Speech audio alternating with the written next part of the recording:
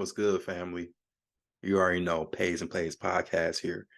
First, number one video ever recorded on YouTube. Okay.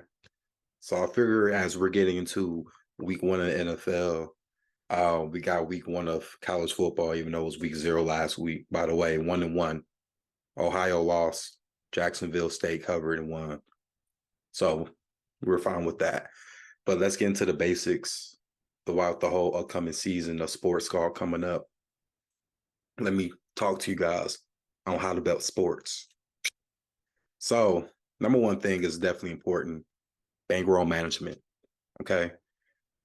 It's based off a few things. Income, how much you want to wager, and limits. Okay. You don't want to blow your load on a bankroll for first of all on parlays. I don't think that works. Without good reads. If there's a game but I don't have a read on it, I won't even touch that game. There's plenty of games where you're gonna sit there and you're gonna find a lot of games. Okay. So set the limit, but watch your bankroll. Okay. I don't want you spending it all on a down payment on house. I don't want you spending it on bills that you should be paying. Okay.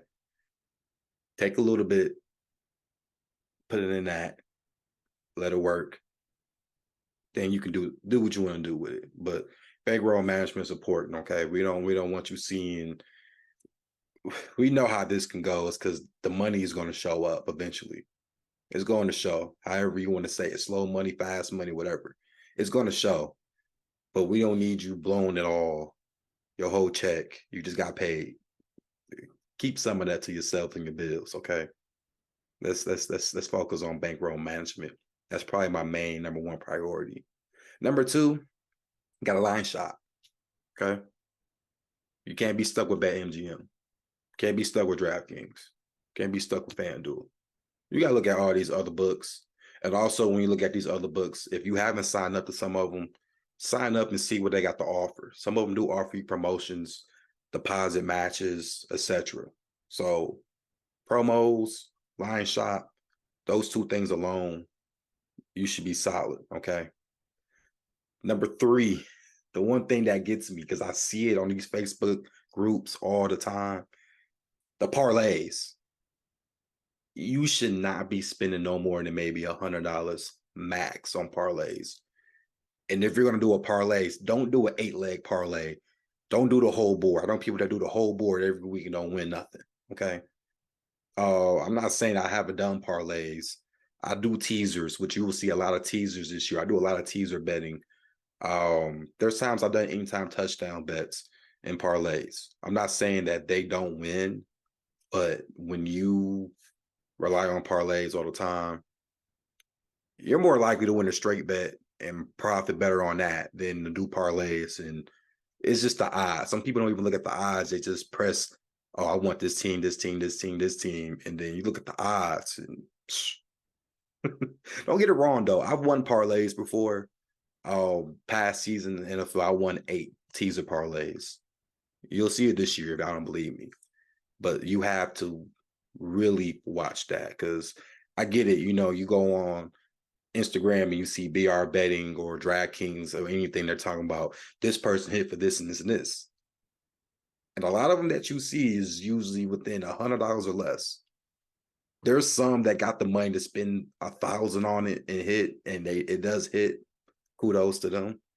But it's not that easy. Okay. So parlays, $100 or less. I don't even bet over $100. I don't even bet $100 for parlays, actually. So, and I'm someone that I think I'm getting better with it as I get more advanced into it. Okay, so bankroll management, line shopping promos, parlays. Fourth one I want to discuss with you is the team. Okay, I am a Packers fan when it comes to NFL. I don't bet the Packers every week. Okay, there are certain situations where, okay, I'm going to bet my team. I tell you, I did it 4 times last year. I did Washington against Washington on the money line. They lost that one. Bills plus 11, that hit. Eagles plus 7. Well, when they played the Eagles plus 7, that hit.